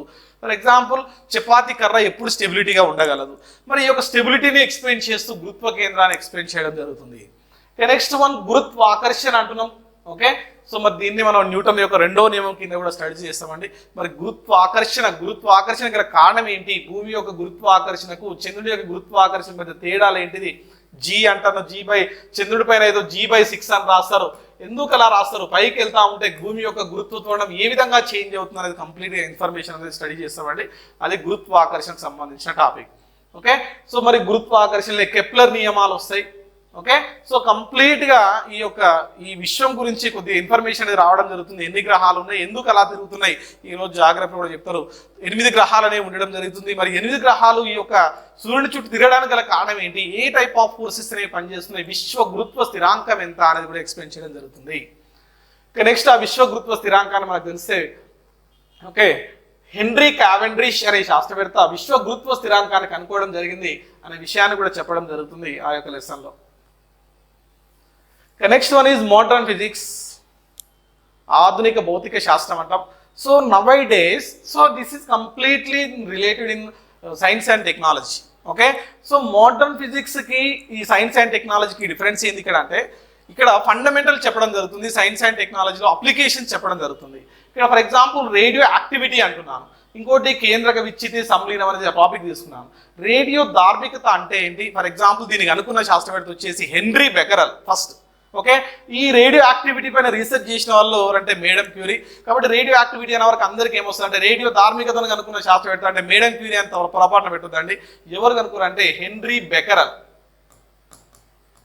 ఓకే, హెన్రీ బెకరల్ అనే శాస్త్రవేత్త రేడియో యాక్టివిటీని కనుక్కోవడం జరిగింది. మరి అంతేకాకుండా బెకరల్ అనే శాస్త్రవేత్త ఆల్ఫా బీటా గామా అనే కిరణాలను కనుక్కోవడం జరిగింది. వీటి యొక్క నేచర్ ఏంటి, ఆల్ఫా అంటే ఏంటి, బీటా అంటే ఏంటి, గామా అంటే ఏంటి, వీటి యొక్క ధర్మాలు ఏంటి అనేది కంప్లీట్ రేడియో యాక్టివిటీలో ఎక్స్ప్లెయిన్ చేయడం జరుగుతుంది. దెన్ అంతేకాకుండా రేడియో యాక్టివిటీస్ తర్వాత రేడియో ధార్మిక ఐసోటోప్లలో ఫర్ ఎగ్జాంపుల్ కోబాల్ట్ 60 ఉండొచ్చు, సోడియం 24 ఉండొచ్చు. ఇలాంటివి ఎక్కడ ఉపయోగిస్తున్నారు ఈ రోజు డే టు డే లైఫ్ లో? ఫాస్ఫరస్ 31 ఉంది, ఇది ఎక్కడ ఉపయోగిస్తారు? యురేనియం 235 ఉంది, ఇది ఎక్కడ ఉపయోగిస్తారు? ఓకే, సో ఈ విధంగా మనకు ఈ యొక్క కార్బన్ డేటింగ్ ప్రాసెస్ అని పిలుస్తారండి. అందరికి తెలుసు C14/C12. It is a ratio. ఈ రేషియో వల్ల మనకు ఈరోజు to determine the age of the rocks. So ఈ యొక్క శిల యొక్క వయసును కనుక్కోవడం కోసం ఉపయోగిస్తారు. క్యాన్సర్ కణాలు ఈ యొక్క బ్లడ్ ని యొక్క టెస్టింగ్ చేయడం కోసం, మొక్కల్లో జరిగే ఖనిజ లవణాల యొక్క రవాణాను గుర్తించడం కోసం, అదేవిధంగా ఈ యొక్క ప్లానెట్స్ ఈ యొక్క గ్రహాల యొక్క వయసును కనుక్కోవడం కోసం ఉపయోగిస్తూ ఉంటారు. సో ఇట్లా ప్రతి ఒక్క రేడియో ధార్మిక ఐసోటోప్ యొక్క అడ్వాంటేజ్ చేసింది ఎక్కడెక్కడ ఉపయోగిస్తాం అనేది మనము డే టు డే లైఫ్కి అప్లికేబుల్ చేస్తూ చూడాలండి. ఇక నెక్స్ట్ మనం చూస్తే nuclear fission and nuclear fusion. Okay, so it is a fission, right. So కేంద్రక విచ్చితి ఏంటి అసలు? కేంద్రకాన్ని రూదర్ఫోర్డ్ అనే శాస్త్రవేత్త కనుక్కుంటే మరి కేంద్రకం యొక్క వ్యాసార్థాన్ని ఫెర్మి కనుక్కుంటాడు. ఫెర్మి మొట్టమొదటిసారిగా న్యూక్లియర్ రియాక్టర్ని అమెరికాలోని లూసియానా ప్రాంతంలో ఎస్టాబ్లిష్మెంట్ చేయడం జరుగుతుంది. అక్కడ కేంద్రకాన్ని విచ్చితి చెందించినప్పుడు న్యూట్రాన్స్ ఇవ్వడం జరిగింది. దాంతో పాటు కొంత విపరీతమైన శక్తి రావడం జరిగింది. ఆ యొక్క కేంద్రక విచ్చితిని తీసుకొని, ఆ యొక్క ప్రిన్సిపల్ తీసుకొని ఓటు హన్ మరియు స్ట్రాస్మేన్ అనే శాస్త్రవేత్తలు ఆటం బాంబును ఆవిష్కరించారు. మరి ఆటం బాంబులో ఏ సూత్రం ఉందంటే ఏం చెప్తున్నాం అంటే ఈరోజు మనము కేంద్రక విచ్చితి అని చెప్తున్నామండి. అదేవిధంగా న్యూక్లియర్ ఫ్యూజన్, కేంద్రక సంలీనం అని పిలుస్తున్నాం. హైడ్రోజన్ కేంద్రకాలు అనేవి సూర్యుని వద్ద ఈ ఒక హైడ్రోజన్ కేంద్రకం ఇంకొక హైడ్రోజన్ కేంద్రకంతో కలిసి ఈ విధంగా హీలియం కేంద్రకాన్ని ఏర్పరుస్తున్నాయి. దీంతో పాటు అధిక మొత్తంలో శక్తిని విడుదల చేస్తున్నాయి. ఈ యొక్క 28 మిలియన్ ఎలక్ట్రాన్ వోల్టేజ్ శక్తిని విడుదల చేయడం జరుగుతుంది. ఈ యొక్క శక్తి ఏ విధంగా ఏర్పడింది? ఈ యొక్క ప్రిన్సిపల్ని బేస్ చేసుకొని ఎడ్వర్డ్ టెల్లర్ అనే ఒక అమెరికా శాస్త్రవేత్త హైడ్రోజన్ బాంబును ఆవిష్కరించాడు. హైడ్రోజన్ బాంబు ఏ సూత్రంపై పనిచేస్తుందంటే కేంద్రక సంలీనం అని చెప్తాం. ఆటం బాంబు ఏ సూత్రంపై పనిచేస్తుందంటే కేంద్రక విచ్చితి అని చెప్తాం. సో మరి ఆ యొక్క తను మొట్టమొదటిసారిగా విచ్చితి జరిపినప్పుడు ఎలాంటి దానితోటి విచ్చితి జరపడం జరిగింది? యురేనియాన్ని తీసుకొని విచ్చితి జరుపుతాడు. ఇక్కడ హైడ్రోజన్ కేంద్రకాలను తీసుకొని చర్య జరుపుతాడు. ఎంత శక్తి వచ్చింది అంటే ఇక్కడ మొత్తం కంప్లీట్గా ఆధునిక భౌతిక శాస్త్రంలో ఏంటి అంటే ఫండమెంటల్స్ ఎక్స్ప్లెయిన్ చేయడం జరుగుతుంది. Okay, next one. అంతేకాకుండా ఇక్కడ ఎలక్ట్రాన్ ఎవరు ఆవిష్కరించారు? J J Thomson. ప్రోటాన్ ఎవరు? న్యూట్రాన్ ఎవరు? ఏ విధంగా ఆవిష్కరించారు? వాళ్ళ యొక్క రియల్ లైఫ్లో ఏ ఇన్సిడెంట్ జరుగుతున్నప్పుడు ఏ ఇన్సిడెంట్లో ఈ యొక్క ఎలక్ట్రాన్స్, ప్రోటాన్స్, న్యూట్రాన్స్ ఆవిష్కరించడం జరిగింది. ఒక పరమాణువులో ఉండే ఈ యొక్క మూల కణాల యొక్క ప్రాధాన్యత. ఇంతేకాకుండా మీసాన్లు అని ఉంటాయి, అదేవిధంగా పయాన్లు అని ఉంటాయి. వీటన్నిటి గురించి కూడా ఈ యొక్క ఆధునిక భౌతిక శాస్త్రంలో చెప్పడం జరుగుతుంది. అంతేకాకుండా మనకు ఐసోటోప్లు అనేవి, ఐసోబార్లు అనేవి, ఐసోటోన్లు అనేవి అన్నిటి గురించి కూడా ఆధునిక భౌతిక శాస్త్రంలో చెప్పడం జరుగుతుంది. ఇంకా మోస్ట్ ఇంపార్టెంట్ వస్తే ఐసోస్టర్స్ అని పిలుస్తారండి. ఐసోస్టర్స్ వాటి గురించి కూడా డిస్కస్ చేయడం జరుగుతుంది. అంతేకాకుండా ఎక్స్రేస్ అని పిలుస్తారు, లేజర్ లైట్స్ అని పిలుస్తారు. ఈ అంతా కూడా వచ్చేసి నేను మళ్ళీ సైన్స్ అండ్ టెక్నాలజీలో లింకప్ చేసేసి ఆధునిక భౌతిక శాస్త్రంలో ఉండే టాపిక్స్ని ఈ యొక్క డే టు డే లైఫ్కి ఇప్పుడు ఉన్న కొత్త న్యూగా ఏమైనా ఇన్సిడెంట్స్ ఏమైనా జరిగితే వాటిని లింకప్ చేసేసి సైన్స్ అండ్ టెక్నాలజీ చెప్పడం జరుగుతుంది. Okay, so this is in complete physics overall అండి మీకు రివ్యూ. ఓకే, సో ఏంటి అసలు మనకి ఏ టాపిక్స్ ఉన్నాయి ఏంటి? ఈ యొక్క టాపిక్స్ పైన మనం లెసన్ చెప్తున్నప్పుడు ప్రతి టాపిక్ని విత్ మనం పీపీటీస్ తోటి, ఫర్ ఎగ్జాంపుల్ సౌండ్ యొక్క క్యారెక్టర్స్ ఉన్నాయి. ఓకే, సో సౌండ్ యొక్క క్యారెక్టర్స్ తీసుకున్నప్పుడు మనం ఇక్కడ 2 లక్షణాలు తీసుకుంటే ఒకటి పిచ్ అని పిలుస్తారు, పిచ్. ఓకే, పిచ్ అంటున్నాం, పిచ్. ఓకే, అదేవిధంగా మనం ఇక్కడ ఇంకోటి చూస్తే ఫ్రీక్వెన్సీ అంటున్నాం, ఫ్రీక్వెన్సీ. ఈ అంటే పిచ్ ఏంటిది, పౌనపుణ్యం ఏంటిది, విత్ డయాగ్రామ్స్ తోటి మీకు ఎక్స్ప్లెయిన్ చేయడం జరుగుతుంది. సో ఎక్కడ చేంజెస్ కనిపిస్తాయి చాలా క్లియర్గా, పిచ్ ఏంటిది, ధ్వని తీవ్రతను ఎట్లా మెజర్ చేస్తాము, ఫ్రీక్వెన్సీని దేనితో చేస్తాము, ప్రతి టాపిక్ను కూడా మనం ఒక్కొక్క దాన్ని తీసుకున్నా, ఏ టాపిక్ తీసుకున్నా ఈ యొక్క ఏవైతే నేను అంశాలు ఇచ్చినో వాటితో కాకుండా ఇంకా ఏమైనా 1-2 అంశాలు ఏమైనా అంటే 1, 2, 3 ఏమైనా అంశాలు కూడా మిగిలిన ఉంటే వాటిని ఆ టాపిక్ చెప్తున్నప్పుడు దాన్ని లింకప్ చేసేసి చెప్పడం జరుగుతుంది. ఓకే, ఇది complete in physics. Okay, physics overall view ఉంటుందండి. ఇక నెక్స్ట్ మళ్ళీ కెమిస్ట్రీ ఉంటుంది, తర్వాత సైన్స్ అండ్ టెక్నాలజీ కూడా ఉంటుంది. ఓకే, సో ఏది చెప్పినా కూడా విత్ మనకి ఇక్కడ ఆన్లైన్ క్లాస్ కాబట్టి పీపీటీస్కి ఎక్కువ ప్రాధాన్యతనిచ్చేసి మీకు లైవ్గా కనిపించేటట్టు చూడడమే నా యొక్క ముఖ్యమైన లక్ష్యం. Okay, thank you.